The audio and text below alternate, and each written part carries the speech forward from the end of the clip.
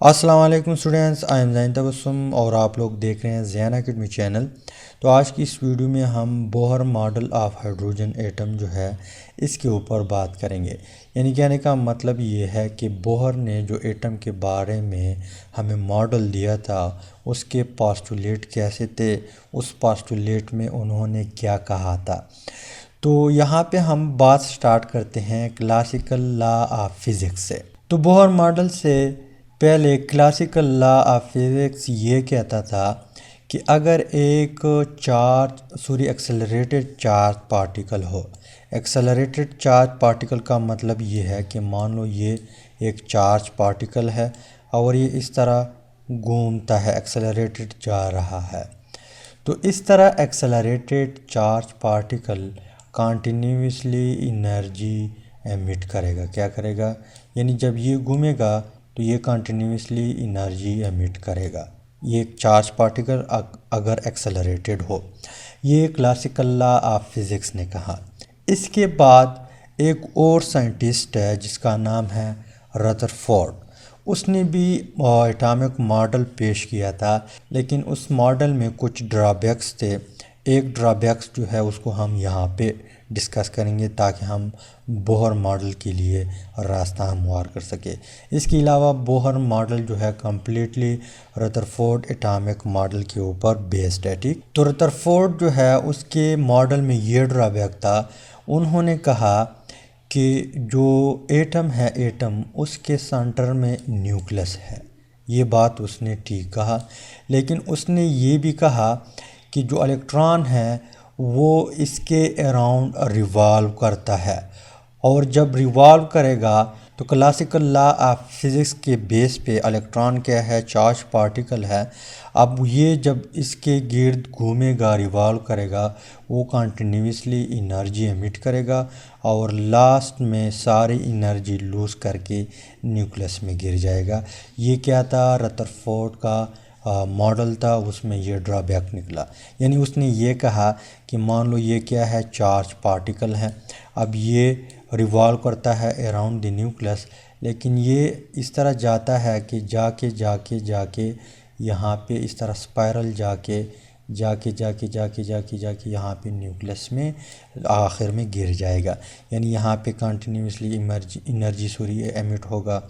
इसके अलावा यहाँ पर भी एनर्जी एमिट होगा, क्योंकि ये क्लासिकल लॉ ऑफ फिज़िक्स कहता है कि एक चार्ज पार्टिकल जब एक्सेलरेटेड चार्ज पार्टिकल हो, यहाँ पे ये एक्सेलरेटेड है, तो वो कंटिन्यूसली एनर्जी एमिट करेगा।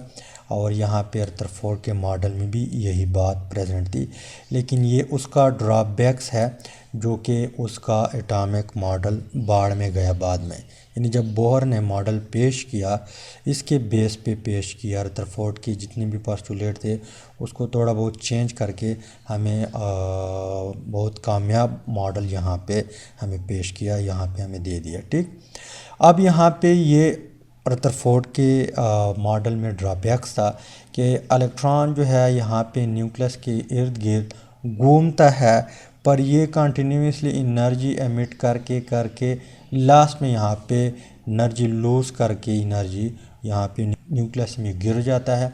अब अगर गिर गया तो एटम एग्जिस्ट नहीं कर सकता। जब इलेक्ट्रॉन इसके न्यूक्लियस में गिर जाता है, एटम फिर एग्जिस्ट नहीं कर सकता। जब नहीं कर सकता तो सारे एटम ख़त्म हो जाएंगे, गायब हो जाएंगे, फ़ना हो जाएंगे। फिर ना हम रहेंगे ना ये कायनात रहेगी। इस कायनात में जितनी भी चीज़ें हैं सब कुछ तबाह हो जाएंगे।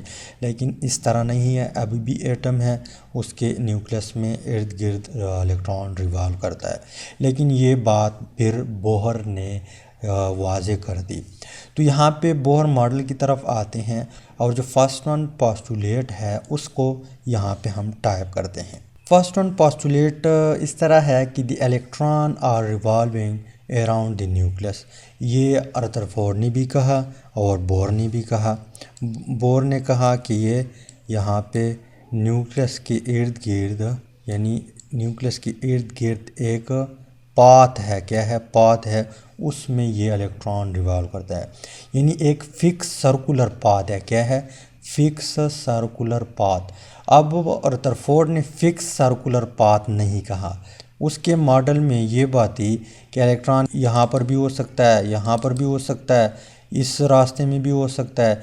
इसके अलावा यहाँ पे मान लो ये क्या है, दूसरा शेल है, तो इसके बीच भी हो सकता है, यानी यहाँ पर भी हो सकता है और यहाँ भी हो सकता है, यहाँ भी हो सकता है। जहाँ पर भी जाए इलेक्ट्रॉन न्यूक्लियस के इर्द गिर्द घूम सकता है। लेकिन ये बात फिर बोहर ने क्लियर कर दी कि electron are revolving around the nucleus in fix, यहाँ पे जो फिक्स लफ्ज़ है इसके ऊपर जोर दे दे, फिक्स सर्कुलर पाथ, यानी यहाँ पे ख़ास पाथ है, उसके अंदर इलेक्ट्रॉन होता है जो अराउंड द न्यूक्लियस गिर्द घूमता है। इसके अलावा each orbit is associated with definite amount of energy. अब यहाँ पे जो पाथ है या जो ऑर्बिट है इसकी एक ख़ास किस्म की एनर्जी होती है। अगर यहाँ पे मैं आप लोगों को एक और एग्ज़ाम्पल दे दूँ, मान लो यहाँ पे ये क्या है, क्रिकेट ग्राउंड है, क्या है, क्रिकेट ग्राउंड है, या आजकल जो फीफा वर्ल्ड कप फुटबॉल चल रहा है वो ग्राउंड है। तो यहाँ पे इस ग्राउंड के साथ यहाँ पे एक सीट का सर्कल लगा हुआ है, यानी इसके गिर्द एक सीटें पड़े हुए हैं, सीट जिस पे लोग बैठते हैं, और ये वीआईपी सीट है, क्या है, वीआईपी सीट है और ग्राउंड के नज़दीक है।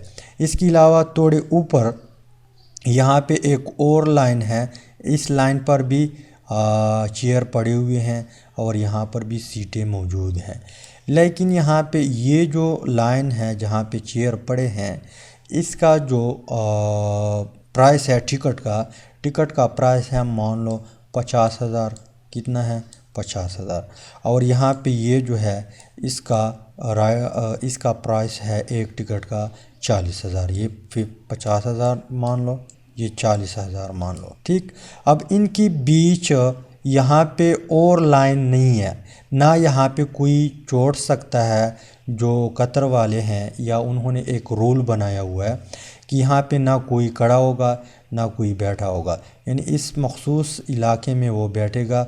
अगर कोई यहाँ पे बैठेगा तो वो 50,000 रुपया हमें देंगे तब यहाँ पे बैठ सकता है।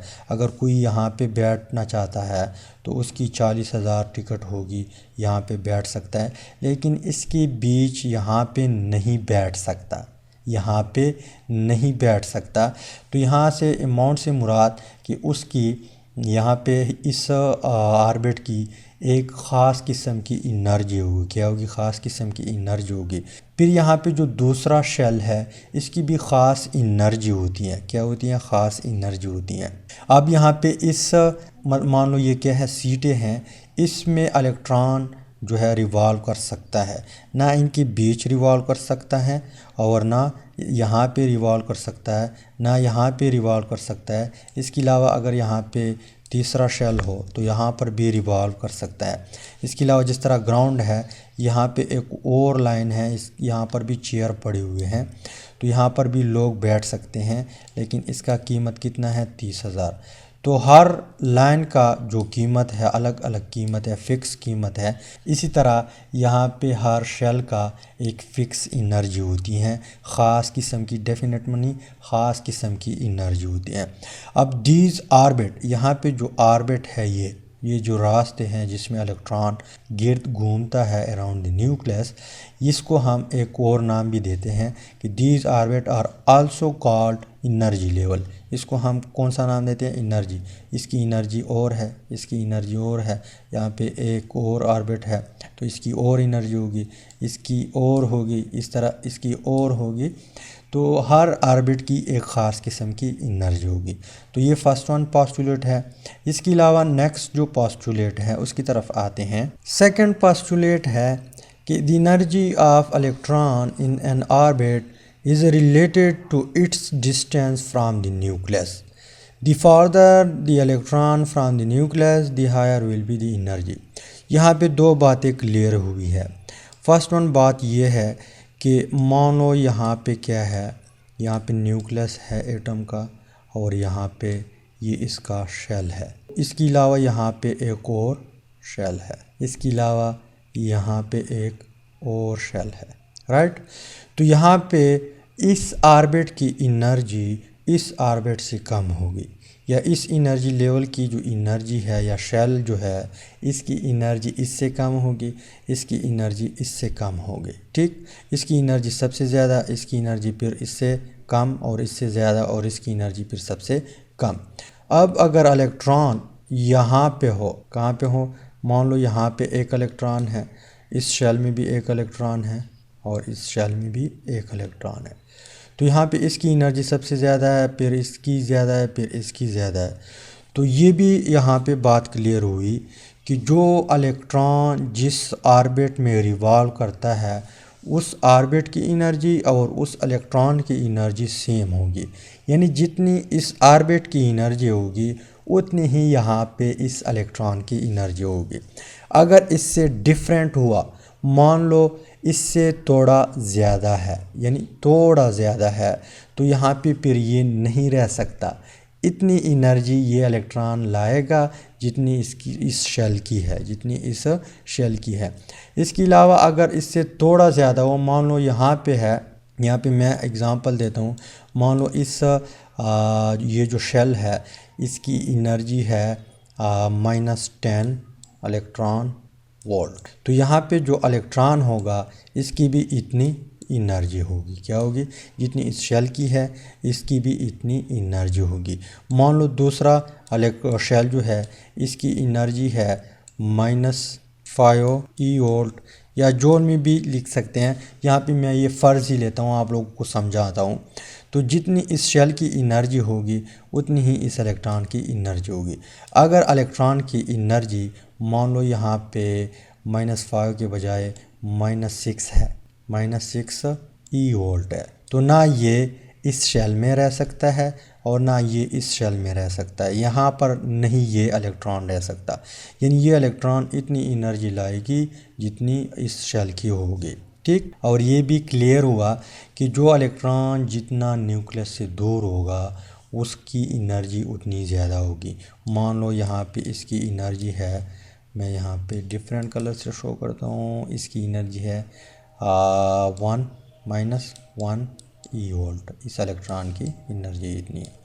तो यहाँ पे इसकी एनर्जी सबसे ज़्यादा -1 -5 से ज़्यादा है, -5 -10 से ज़्यादा है, तो इसकी एनर्जी सबसे ज़्यादा और इसकी एनर्जी फिर इससे ज़्यादा और इसकी एनर्जी फिर इससे कम और इसकी एनर्जी फिर इससे कम, यानी इसकी सबसे कम और इसकी सबसे ज़्यादा। तो जितना इलेक्ट्रॉन न्यूक्लियस से दूर होगा उतना ही उसकी एनर्जी ज़्यादा होगी, जो जितना करीब होगा उस इलेक्ट्रॉन की उतनी ही एनर्जी कम होगी। इसके बाद थर्ड वन पोस्टुलेट की तरफ आते हैं। थर्ड वन पोस्टुलेट है कि as long as electron are revolving around the nucleus in fix circular orbit they do not loss और एब्जॉर्ब एनर्जी। जब ये फिक्स सर्कुलर पाथ में रिवॉल्व करेगा, घूमेगा अराउंड द न्यूक्लियस, तब ना ये एनर्जी लॉस करेगा ना ये एनर्जी गेन करेगा। यानी जब फिक्स सर्कुलर पाथ में ये मोशन करेगा अराउंड द न्यूक्लियस तब उस टाइम फिर ना ये एनर्जी लूज़ करेगा ना गेन करेगा, जितना ही इसकी एनर्जी है उतना ही इसकी एनर्जी होगी। मान लो यहाँ पे इसकी -5 वोल्ट इलेक्ट्रॉन वोल्ट एनर्जी है, तो यही -5 इलेक्ट्रॉन वोल्ट एनर्जी ही रहेगी। लेकिन रदरफोर्ड ने क्या कहा कि ये कंटिन्यूसली एनर्जी एमिट करेगा, क्या करेगा, एनर्जी एमिट करेगा और लास्ट में इसकी एनर्जी ख़त्म हो जाएगी। लेकिन ऐसा नहीं है जिस तरह रदरफोर्ड ने कहा। बोहर ने फिर इस पोस्टुलेट को ठीक कर दिया कि जो इलेक्ट्रॉन फिक्स ऑर्बिट में रिवॉल्व करेगा वही इलेक्ट्रॉन ना एनर्जी लूज़ करेगा और ना एनर्जी गेन करेगा। ये थर्ड वन पोस्टुलेट है। फोर्थ वन पोस्टुलेट की तरफ आते हैं। नेक्स्ट पोस्टुलेट में ये बात क्लियर की है कि इलेक्ट्रॉन जो है ये एनर्जी लूज़ और गेन कर सकता है, पर कब कर सकता है, when electron jump from a higher energy orbit to lower energy orbit it lose energy, and when it jump lower energy orbit to higher energy orbit it absorb energy। यहाँ पे उन्होंने क्लियर किया कि जब हायर एनर्जी ऑर्बिट का electron lower energy orbit में jump लगाएगा तब ये एनर्जी क्या करेगा, एमिट करेगा रेडिएशन के फॉर्म में। इसके अलावा जब लोअर एनर्जी ऑर्बिट का इलेक्ट्रॉन एनर्जी गेन करेगा, क्या करेगा, यानी एनर्जी एक्सटर्नल इन्वायरमेंट से गेन करेगा, तब ये फिर जंप लगाएगा कहाँ पे, जो हायर एनर्जी लेवल है। लेकिन यहाँ पे एक पॉइंट नोट करें कि ये ख़ास किस्म की एनर्जी गेन और लूज़ करेगा। मान लो इसकी है यहाँ पे मान लो 5 जूल है, कितने जूल है, 5 जूल इसकी एनर्जी है, और इसकी है 10 जूल, ठीक। यानी इस इलेक्ट्रॉन की 5 जूल है और इस इलेक्ट्रॉन की 10 जूल है। तो ये जब 5 जूल एनर्जी मज़ीद गेन करेगा तब ये जंप लगाएगा। अगर यहाँ पे 4 जूल एनर्जी इसको मिल गई या 3 जूल एनर्जी, तो तब ये जंप नहीं लगा सकता, ठीक। इसके अलावा ये जब 5 जूल एनर्जी रिलीज़ करेगा तब ये जंप लगाएगा कहाँ पे, इस नेक्स्ट ऑर्बिट में। कितनी जूल, 5 जूल रिलीज़ करेगा तब जंप लगाएगा।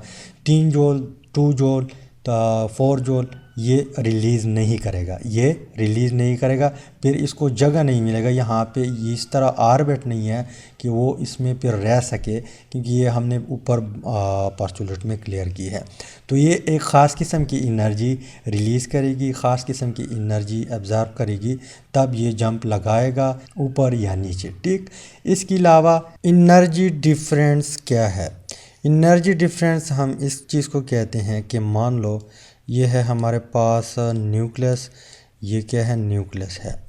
यहाँ पे ये है फर्स्ट शेल और ये है सेकंड शेल, यानी ये है हमारे पास E2 और ये है E1। अब अगर आप लोगों को न्यूमेरिकल दिया हो तो आप लोग इस फार्मूले से इजीली निकाल सकते हैं। यहाँ पे E2 की एनर्जी लगाए, यहाँ पे E1 की, तो आप लोग के पास एनर्जी डिफरेंस निकल आ जाएगा। मान लो E2 का है सपोज़, ये हम सपोज़ लेते हैं 15 जूल, ठीक। इसके अलावा E1 का है, E1 का 5 जूल। अब यहाँ पे डिफरेंस कितना है, तो delta E is equal to, यहाँ पे वैल्यू पुट करें 15 जूल माइनस 5, तो हमारे पास आंसर आएगा डिफरेंस का 10। यानी जो एनर्जी डिफरेंस आ रहा है दो शेल के दरमियान या दो एनर्जी लेवल के दरमियान, वो कितना है, 10 है, 10 जूल है। कितने हैं, 10 जूल। ये मैंने फ़र्ज़ लिया हुआ है। इसके अलावा ये हमारे पास इज़ इक्वल टू है HV। H क्या है, प्लैंक्स कांस्टेंट है। क्या है, प्लैंक्स कांस्टेंट। और इसकी वैल्यू कितनी है, इसकी वैल्यू है 6.62 ज़रबे 10 की पावर -34 जूल। इसके अलावा V जो है यहाँ पे ये फ्रीक्वेंसी है। क्या है, फ्रीक्वेंसी है, यानी इलेक्ट्रॉन है, इसने यहाँ पे जंप लगाया तो यहाँ पे रेडिएशन एमिट होगी। अब इस रेडिएशन की क्या है, ये भी फ्रीक्वेंसी है। यहाँ क्या है, फ्रीक्वेंसी है। या यहाँ पे मान लो इलेक्ट्रॉन है, इसने energy in the form of radiation absorb की है, तो ये जंप लगाएगा यहाँ पे। तो इसकी क्या है, वेवलेंथ, सॉरी फ्रीक्वेंसी है इस रेडिएशन की या इस रेडिएशन की, ठीक। इसके अलावा आगे एक और पोस्टुलेट है, उसको हम डिस्कस करते हैं। लास्ट वन पोस्टुलेट है कि द एंगुलर मोमेंटम MVR। अब सबसे पहले हम एंगुलर मोमेंटम के ऊपर बात करते हैं। एंगुलर मोमेंटम जो है आप लोगों ने शायद फिज़िक्स में पढ़ा होगा, उसको हम रिप्रेजेंट करते हैं L से, और ये इज़ इक्वल टू है R क्रॉस P, यानी इसकी बीच क्रॉस प्रोडक्ट है। अब P क्या है, मोमेंटम है, P इज़ इक्वल टू है M मास है, V वेलोसिटी है, तो L is equal to R cross MV। अब यहाँ पे जब हम क्रॉस ख़त्म करेंगे तो यहाँ पे साइन लगाएंगे। क्या लगाएंगे, साइन। साइन क्यों लगाएंगे, मान लो यहाँ पे न्यूक्लियस है ये, और यहाँ पे इलेक्ट्रॉन जो है वो रिवॉल्व करता है। साइन थीटा, अब थीटा कितना बनेगा, यहाँ पे हम साइन थीटा लगाएंगे, यानी L इज़ इक्वल टू, यहाँ पे एक क्रॉस प्रोडक्ट जो है इसको हम ख़त्म करेंगे। ये आप लोग फिज़िक्स में डिटेल से पढ़ेंगे, यहाँ पे सिर्फ मैं आप लोगों को समझाता हूँ कि यहाँ पे MVR कैसे आया। तो RMV, ठीक। अब यहाँ पे हम साइन थीटा लगाएंगे। क्या लगाएंगे? Sine theta. थीटा कितना होगा यहाँ पे? थीटा कितना होगा यहाँ पे? तो यहाँ पे इलेक्ट्रॉन जो है ये न्यूक्लियस के अराउंड इर्द गिर्द घूमता है, यानी इसका मास भी है, इसकी वेलोसिटी भी है, और यहाँ पे रेडियस है। क्या है? रेडियस है। तो इलेक्ट्रॉन यहाँ से इस साइड की तरफ जाएगा, यहाँ पे जो एंगल बनेगा वो कितना होगा? 90 होगा। मान लो इलेक्ट्रॉन यहाँ पर है। किधर है? यहाँ पे। इसकी वेलोसिटी इधर है, इस साइड पे। इसके अलावा यहाँ पे रेडियस इस साइड पे है, तो यहाँ पे थीटा कितना बनेगा? 90। तो यहाँ पे हम लगा सकते हैं कि L is equal to R M V sine 90। अब साइन 90 जो है वो 1 के बराबर होता है, तो यहाँ पे हम लिख सकते हैं कि L is equal to R M V, या इस तरह भी लिख सकते हैं कि एम वी आर। तो यहाँ पे हम पोस्टुलेट की तरफ आते हैं कि the angular momentum of the electron in hydrogen atom is quantized. Quantize का मतलब यहाँ पे सिंपल अल्फाज में मैं बता रहा हूँ कि मान लो एक चीज़ है, उसको आप गिन सकते हैं। यानी मान लो आप दुकानदार के पास गए, आपने कहा कि मुझे एक रजिस्टर दे दे, तो एक क्या है? ये क्वांटाइज्ड है। या एक पेन दे दे, ये क्या है? क्वांटाइज्ड है।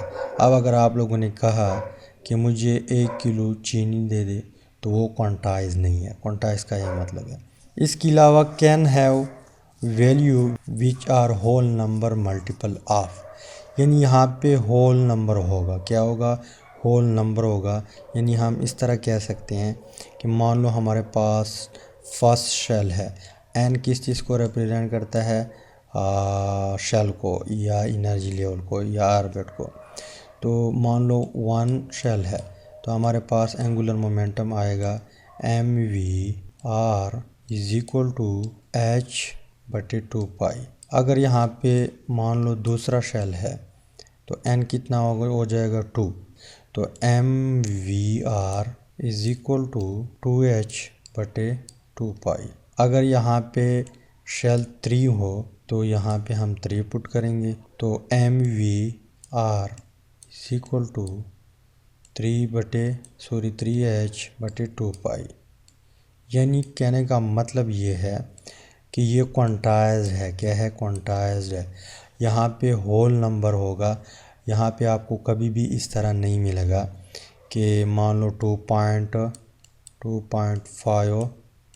h/2 पाई, ठीक, या 1.5 h/2 पाई।